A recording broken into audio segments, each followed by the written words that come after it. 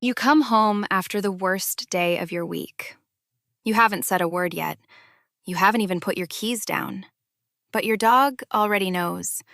It's standing there, ears back, tail low, pressing its body against your leg like it's trying to hold you together. You assume it read your face. It didn't. It smelled you.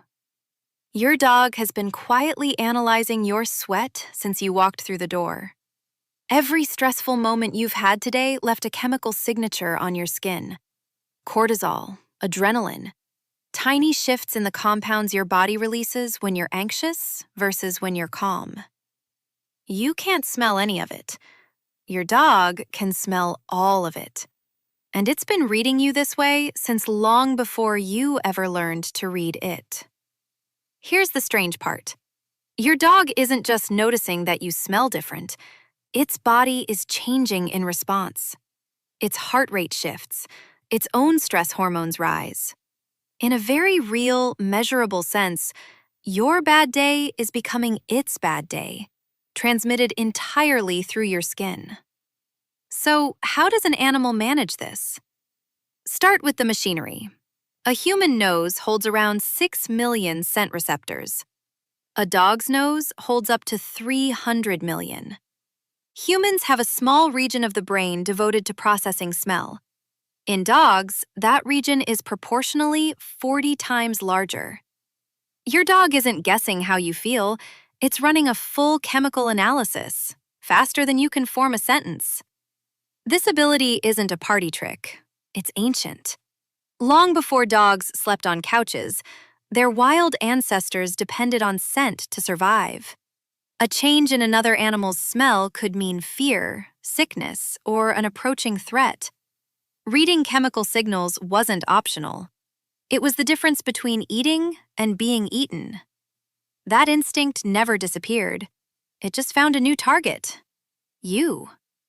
Researcher Clara Wilson at Queen's University Belfast wanted to know whether dogs could actually detect human stress through scent alone, with no visual or vocal cues involved. Her team collected sweat and breath samples from people before and after a stressful task, then presented dogs with both samples side by side. The dogs picked out the stress samples at rates far beyond chance. No tone of voice, no body language, just the invisible chemistry rising off human skin, and the dogs read it like a headline. That finding raises an uncomfortable question. If your dog can detect your stress this precisely, what has it been picking up on for years without you realizing it? Think about the last time you tried to hide how you felt. Maybe you smiled through an argument. Maybe you kept your voice steady while you were falling apart inside. You might have fooled the people around you. Your dog was never fooled. Underneath the calm expression, your sweat was already telling a different story, and your dog's nose was already reading it. This isn't just detection, it's contagion. Psychologist Biagio Daniello at the University of Naples Federico II studied what happens to dogs when they're exposed to the scent of human fear compared to the scent of human happiness. Dogs exposed to fear odor showed more stress behaviors, sought more comfort from their owners, and were more hesitant to approach strangers. Dogs exposed to happy odor relaxed and were more willing to engage socially.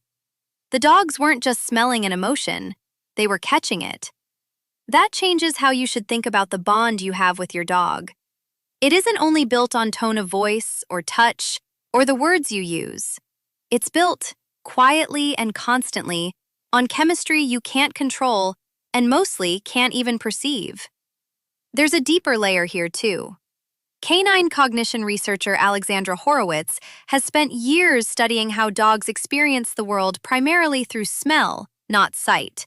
She describes it as dogs living in a kind of layered timeline made of scent, where the past lingers in a room long after a person has left it. To your dog, a room you cried in yesterday might still smell like sadness today. Your dog isn't just reacting to who you are right now. It may be reacting to who you were hours ago. So why would evolution favor this kind of sensitivity in the first place? Consider what dogs gained by tuning into human emotions so closely. Early dogs that could sense a hunter's fear or a caretaker's rising panic could react faster. They could offer comfort, retreat from danger, or adjust their own behavior to stay useful and stay close. Dogs that read human emotional chemistry accurately had an advantage. They stayed fed, they stayed protected, they stayed part of the group. Over thousands of years of living alongside humans, this sensitivity wasn't just useful. It became one of the most valuable traits a dog could have. Humans didn't just select for dogs that looked friendly or acted obedient. Without realizing it, they were also selecting for dogs that could sense distress before it became visible and respond in ways that made humans feel safer. The dogs who could do that were kept close, fed well, and bred. The ones who couldn't were not. That means the dog lying next to you right now is the product of thousands of generations of animals, selected in part for their ability to smell what you're feeling. Here's where it gets even more personal. Studies on service and therapy dogs show some animals can detect the chemical shift in a person's body minutes before a panic attack or seizure even begins. The person hasn't consciously noticed anything is wrong yet. Their body has already started changing. And their dog already knows. Now think about your own dog again, curled up somewhere nearby or leaning against you right now. It isn't just keeping you company. It's constantly, quietly, reading a language written in your sweat. A language you don't even know you're speaking. Consider what this means for the moments you thought were private. The time you sat alone in your car before walking inside, trying to compose yourself. The time you took a breath at the top of the stairs before facing your family. You believed no one saw that version of you. Your dog didn't need to see it. It smelled it the second you walked through the door. Hours after the fact, chemistry still clinging to your skin like a memory. This also explains a behavior that confuses a lot of people. You've probably had a dog nudge its way between you and someone else during an argument, or press its whole body against your legs for no obvious reason. It looks like the dog is simply seeking attention. Often, it's doing something closer to triage. It has detected a spike in stress chemistry in the room, and it's responding the only way it knows how, by inserting itself as a source of calm. Some behaviorists believe this instinct is the same one that made early dogs valuable companions to distressed or grieving humans thousands of years ago. A dog that could sense despair and respond with closeness wasn't just comforting. It was doing a job. It's worth asking what this means for how you treat the emotional atmosphere of your own home. If your dog is constantly absorbing your stress hormones through the air and through your skin, then the tension you carry doesn't stay contained to you. It moves through the room, and your dog metabolizes it right along with you. Owners who manage chronic stress often notice their dogs mirror that stress with restlessness, clinginess, or withdrawal. It isn't coincidence. It's chemistry, passed silently from one nervous system to another.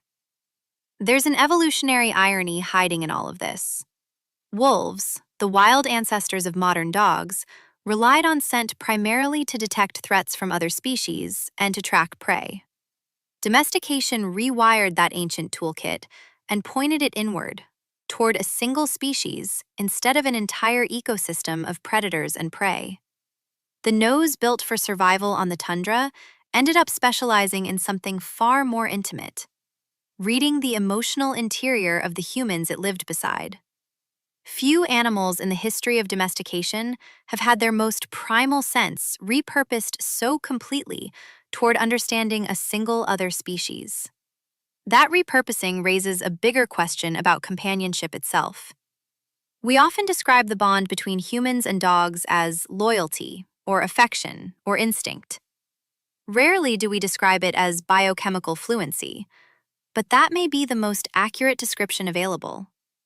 Your dog has spent its entire life, and its species has spent thousands of years, becoming fluent in a language made of hormones and skin chemistry that most humans will never consciously perceive in each other, let alone in another species.